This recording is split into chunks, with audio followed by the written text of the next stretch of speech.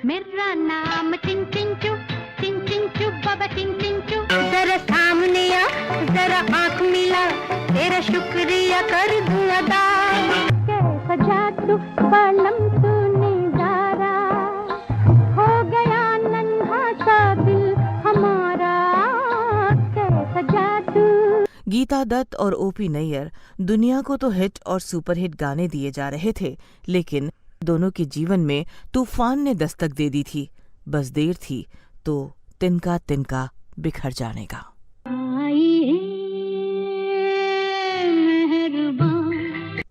एक रात ओपी नैयर के पास गीता दत्त का फोन आया।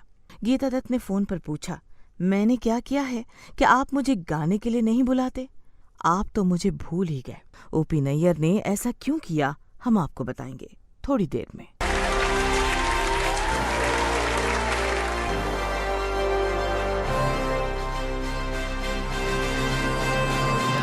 हुआ इकरार हुआ है, आपके पाँव देखे, इन्हें जमीन पर मत उतारिएगा। छजी में हारी चलो मान जाओ ना। डॉन का इंतजार तो 11 मुल्कों की पुलिस कर रही है, लेकिन सोनिया गाता चल ओ साथी गुनगुनाता चल।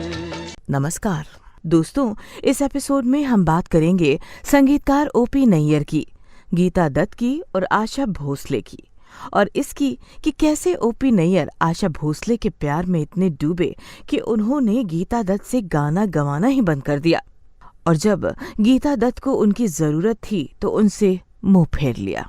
दोस्तों, ओपी नैयर और गीता दत्त के रिश्ते को समझने के लिए ये जानना जरूरी है कि संगीतकार ओपी नैयर की शुरुआत कैसे हुई और गीता दत्त की इसमें क्या भूमिका थी। तो चलिए हम आपको बताते हैं। मुंबई में ओपी नैयर को पहली बार जब फिल्म आसमान में संगीत देने का काम मिला तो उन्होंने अपने लिए गीता रॉय को चुना, जो बाद में गुरुदत्त से शादी कर गीता दत्त बन गई थी। फिल्म आसमान आई थी 1952 में। गीता रॉय उस वक्त टॉप की सेलिब्रिटी सिंगर थीं और तब तक फिल्मों के लिए लगभग 400 गाने गा चुकी थी। दुनिया को कई सुपरहिट गाने दे चुकी थी। तकदीर से बिगड़ी हुई तकदीर बना ले, तकदीर बना ले। ये गाना है गुरुदत्त निर्देशित फिल्म बाजी का। दोस्तों, यही थी वो फिल्म जिसके निर्माण के दौरान गीता रॉय और गुरुदत्त करीब आए थे और दोनों में प्यार हो गया था। बाजी आई थी 1951 में। आसमान के बाद ओपी नैयर की दूसरी फिल्म आई थी छम छमा छम 1952 में ही। इस फिल्म में ओपी नैयर ने गीता दत्त को नहीं लिया था। उन्होंने इस फिल्म में मौका दिया था आशा भोसले को पहली बार। बाज गुरुदत्त की फिल्म थी और ओपी नैयर को ये मिली थी गीता रॉय के कहने पर। हालांकि ओपी नैयर ने अपनी दूसरी फिल्म छम छमा छम में गीता रॉय को नहीं लिया था। फिर भी गीता रॉय ने गुरुदत्त से कहकर ओपी नैयर को बाज दिलवा दी थी। बाज आई थी 1953 में। गुरुदत्त और गीता रॉय का प्यार परवान पर था, इतना कि फिल्म बाज के रिलीज होने के पहले ही गीता रॉय ने गुरुदत्त से 26 मई 1953 को ब्याह रचा लिया। अब गीता रॉय बन गई थी गीता दत्त। बाज में ओपी नैयर के लिए गीता दत्त ने गाने गाए थे। दोस्तों, ओपी नैयर अब तक 3 फिल्में दे चुके थे, आसमान, छम छमा छम और बाज। उनकी तीनों फिल्में फ्लॉप हो चुकी थीं। निराश ओपी नैयर मुंबई छोड़कर अमृतसर लौटने ही वाले थे कि गुरुदत्त ने उन्हें अपनी अगली फिल्म आर पार का काम सौंप दिया। आर पार आई 1954 में। बस यहीं से ओपी नैयर की किस्मत ने करवट ली। मोहब्बत कर लो भी भर लो, अज किसने रोका है, पर बड़े गजब की बात है, इसमें भी धोखा है। प्यार की नजर से दूर यूं न जिंदगी गुजार, हुस्न तू है इश्क में कर भी ले नजर को चार। आर पार में गीता दत्त ने ओपी नैयर को ऐसे ऐसे गाने दिए कि चारों तरफ ओपी नैयर के नाम की धूम मच गई। बड़े धोखे हैं इस राह में बाबूजी। आर पार के बाद भी गीता दत्त ने ओपी नैयर के लिए सुपरहिट गानों की बरसात कर दी। मैं जो चली दिल ने कहा और जरा झूम के, ये है बॉम्बे, ये है बॉम्बे, ये है बॉम्बे मेरी जान। तौबा तौबा न नजर का इशारा, खो गया नन्हा सा दिल हमारा। ये गाना है फिल्म 12 o'clock का, जो आई थी 1958 में। दोस्तों, अब ओपी नैयर की पहली फिल्म आसमान को आए और गए 6 साल बीत गए थे। गुरुदत्त की फिल्म सीआईडी आ चुकी थी, प्यासा आ चुकी थी, और सबसे बड़ी बात, उनके जीवन में वहीदा रहमान आ चुकी थी। उधर संगीतकार ओपी नैयर के जीवन में भी बहार आ गई थी। उनके जीवन में आशा भोसले आ चुकी थी। गीता दत्त और ओपी नैयर दुनिया को तो हिट और सुपरहिट गाने दिए जा रहे थे, लेकिन दोनों के वैवाहिक जीवन में गहरी दरार पड़ चुकी थी। दोनों के जीवन में तूफान ने दस्तक दे दी थी। बस देर थी तो तिनका तिनका बिखर जाने का। और वही हुआ। तूफान ने जबरदस्त तबाही मचाई। पहले गीता दत्त के जीवन में आशा भोसले और ओपी नैयर पर लिखी किताबों की माने तो आशा भोसले और ओपी नैयर के प्यार की कीमत सबसे ज्यादा चुकाई थी गीता दत्त ने। 1956 में आई ओपी नैयर की फिल्म हावड़ा ब्रिज में कुल 7 गाने थे। इनमें से 6 गाने आशा भोसले ने गाए थे। गीता दत्त को मिला था सिर्फ 1 गाना। मेरा नाम टिंग टिंग चू। इस गाने को पर्दे पर गाया था हेलेन ने, एक क्लब डांसर ने। 1958 का साल गीता दत्त के लिए कोई अच्छी खबर लेकर नहीं आया था। यही था वो साल जब ओपी नैयर की फिल्मों में गीता दत्त की हैसियत एक दोयम दर्जे के सिंगर की रह गई थी।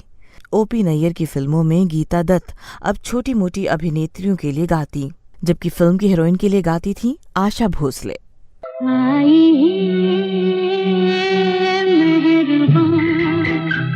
दोस्तों, 1958 में ही ओपी नैयर की एक फिल्म आई थी रागिनी। रागिनी आखिरी फिल्म थी जिसमें ओपी नैयर के लिए गीता दत्त ने गाना गाया था। इस फिल्म में कुल 12 गाने थे, लेकिन गीता दत्त को मिला था सिर्फ 1 गाना। यानी कि 1952 से 1958 आते आते 6 साल में ओपी नैयर की फिल्मों में गीता दत्त की हैसियत सिर्फ 1 गाने की रह गई थी। रागिनी के बाद संगीतकार ओपी नैयर ने गीता दत्त से गवाना बिल्कुल बंद कर दिया था। दोस्तों, किताबें और ओपी नैयर से जुड़े लोगों का कहना है कि इसके बाद एक रात ओपी नैयर के पास गीता दत्त का फोन आया। गीता दत्त ने फोन पर पूछा, मैंने क्या किया है कि आप मुझे गाने के लिए नहीं बुलाते? गीता ने आगे ओपी नैयर से कहा था, आप तो मुझे भूल ही गए। ओपी नैयर ने तब गीता दत्त को जवाब दिया था, कहा था, नहीं नहीं गीता, मैं तुम्हें भूला नहीं हूं, मैं जल्द ही तुम्हें गाने दूंगा। लेकिन दोस्तों, ऐसा हुआ नहीं। गीता दत्त 20 जुलाई 1972 को 41 साल की उम्र में इस दुनिया से चली गई। इस फोन कॉल के बाद संगीतकार ओपी नैयर के लिए बिना एक गाना गाए। दोस्तों, 28 जनवरी 2007 को संगीतकार ओपी नैयर भी इस दुनिया को छोड़ गए। उनकी मौत के बाद पत्रकार लता खूबचंदानी ने आउटलुक के 1 फरवरी 2007 के अंक में छपे अपने श्रद्धांजलि लेख में लिखा था, जब वो आशा भोसले के बारे में बात करते थे तो मेरा चेहरा लाल हो जाता था। वो मुझे अपनी मुलाकातों के बारे में बहुत सी बातें बताते। उनका रिश्ता बहुत गहरा था, इतना गहरा कि उसमें दूसरी गायिकाओं के साथ व्यावसायिक संबंध की भी कोई जगह नहीं थी। पत्रकार लता खूबचंदानी ने आगे लिखा था, मैं गीता दत्त की बहुत बड़ी फैन हूँ। मैंने ओपी नैयर से पूछा था कि उन्होंने गीता दत्त को क्यों छोड़ दिया था, जबकि उस समय गीता दत्त को पैसे की बहुत ज्यादा जरूरत थी। ओपी नैयर ने तब मुझे जवाब दिया था, आशा ने ये साफ कर दिया था कि मेरे जीवन में मेरे लिए वही सब कुछ रहेंगी, और मैं उसके प्यार में इतना डूबा था कि मैंने हर किसी को छोड़ दिया। मुझे मालूम था कि गीता को काम की सख्त जरूरत थी, लेकिन मैं इस रिश्ते से बंधा था और इसीलिए मैं उसके लिए कुछ नहीं कर पाया।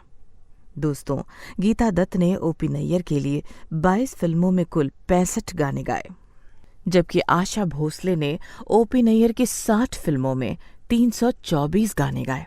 इस एपिसोड में आज बस इतना ही। अगले एपिसोड में आपसे फिर होगी मुलाकात। तब तक के लिए हमें दीजिए इजाजत। नमस्कार।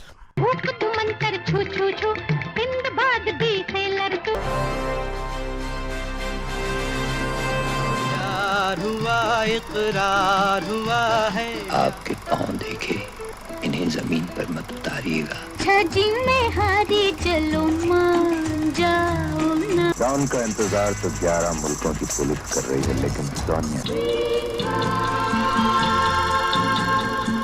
गाता चल ओ साथी गुनगुनाता चल।